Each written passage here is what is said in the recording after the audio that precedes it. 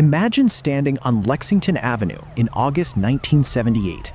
You look up at a 914-foot skyscraper floating on giant stilts, unaware that the metal joints holding it up are stretching toward their breaking point. 70 stories high, with 25,000 workers inside, it sits right over a live church. Yet a single mistake in the math meant a simple thunderstorm could cause a domino effect collapse right into Midtown Manhattan. How did one of the world's most famous buildings become a silent, ticking time bomb? The Citicorp Center did not almost fall because of corrupt builders or bad materials.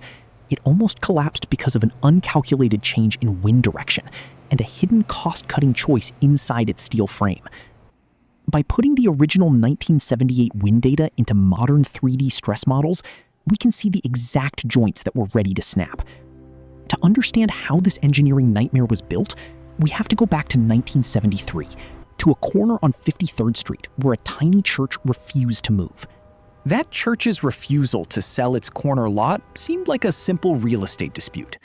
To understand it, we need to go to Midtown Manhattan, right to the corner of 53rd Street and Lexington Avenue.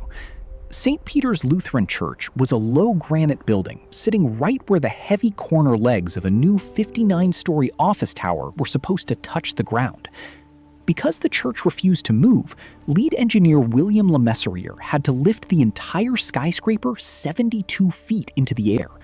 That meant moving the main support columns from the four corners of the building to the middle of each outside wall. This created huge overhangs directly above the church roof. The final design held a 25,000-ton steel skyscraper on just 4 9-story tall stilts, leaving all four corners floating 70 feet in midair. But moving those stilts to the center stripped the tower of its natural corner strength. To fix this problem, Lemessurier had to create a totally new bracing system made of giant 8-story steel V-shapes called chevrons. People praised this bold design as a masterpiece of modern engineering. But then, a phone call from a young engineering student forced Lemessurier to look at the one wind angle he had never calculated. That new check began with a basic question about wind angles. To see what was missed, you have to look at how engineers tested skyscrapers back in the 1970s. Building laws at the time treated wind like a flat wall hitting a building head-on at a straight angle. They completely ignored how strong air currents twist and squeeze between crowded city streets. Because New York City building codes only required checking winds hitting the flat face of a building straight on, Lemessurier's team designed the V-shaped braces only for straight-on forces. That meant when wind hit the tower diagonally at a 45-degree angle, it pushed against two sides at the same time. This placed far more pressure on the inside steel frames. These diagonal forces, known as quartering winds, actually increased the strain on the vital brace connections by a massive 40%. Here's the strange part. Under New York City's official rules in 1978, calculating diagonal winds was not required by law. That meant the skyscraper followed every single building rule, even while sitting dangerously exposed to storm winds. Yet an extra 40% wind load was still not enough to knock the massive tower down on its own. Meanwhile, an unnoticed change on the construction site was turning that math error into a guaranteed disaster. That construction change was buried deep inside the skeleton of the skyscraper. To find it, we have to look at the diagonal steel joints inside those massive V-shaped braces. Deep behind the drywall of the office floors, giant steel beams met at central support points, completely hidden from view. Heavy welded seams were originally planned to fuse these giant joints into solid pieces of metal. However, fully welding those massive diagonal joints was slow and costly. To save time and money, the construction team asked for a change on the job site. They decided to replace continuous welded steel seams with simple plates held together by steel bolts.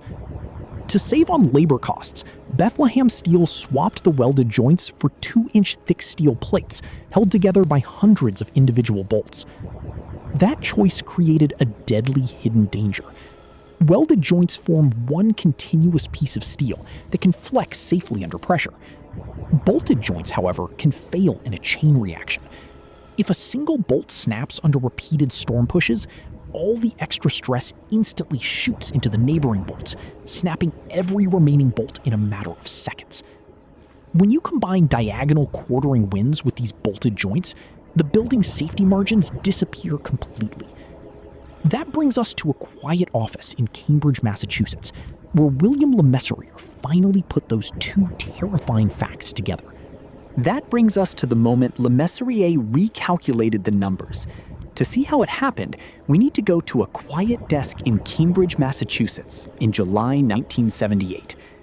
Sitting surrounded by pages of math tables, Le Mesurier ran the strength of the bolted joints against diagonal wind speeds. He made a horrifying discovery. The tower relied on a 400-ton concrete block in its roof to stop it from swaying. But that heavy block needed electricity to work. If a severe storm knocked out New York's power grid, the building would have to rely entirely on its steel joints. Without electric power, strong diagonal winds would push hard enough to break those bolted connections, causing the giant tower to topple over into Midtown Manhattan. Instead of needing a massive 500-year storm to bring the tower down, the new math showed that a storm hitting New York every 16 years would generate enough force to snap the bolts. Even worse, the building was already open, housing thousands of workers every single day. Peak Atlantic hurricane season was only a few weeks away. With total collapse looming in the next major storm, Le Mesurier faced a choice that could ruin his career. To see how he responded, you have to look at the secret midnight operation launched on 53rd Street. To see how he responded, you have to step inside the base of the Citicorp Center, long after the office workers had gone home for the evening. As the sun set, teams of expert welders, building engineers, and emergency planners quietly moved into the skyscraper under cover of night. Announcing the deadly flaw publicly could cause citywide panic and ruin the bank financially. Because of this, leaders kept the project completely secret while quietly working with the Red Cross to plan a hidden evacuation strategy for 10 city blocks. Night shift crews worked in total secrecy, cutting through office drywall and welding heavy 2-inch thick steel plates over every bolted joint before office workers returned at sunrise. For 6 straight weeks, welding teams worked from 8 p.m. to 4 a.m. every single night, strengthening over 200 bolted connections into solid steel. Then, halfway through the secret repair work, right next to that tracking station, weather systems shifted at the very last moment. To see the rest of the story, we need to look at what happened after the welding torches went dark. By September 1978, Hurricane Ella turned out toward the open sea, missing the city completely.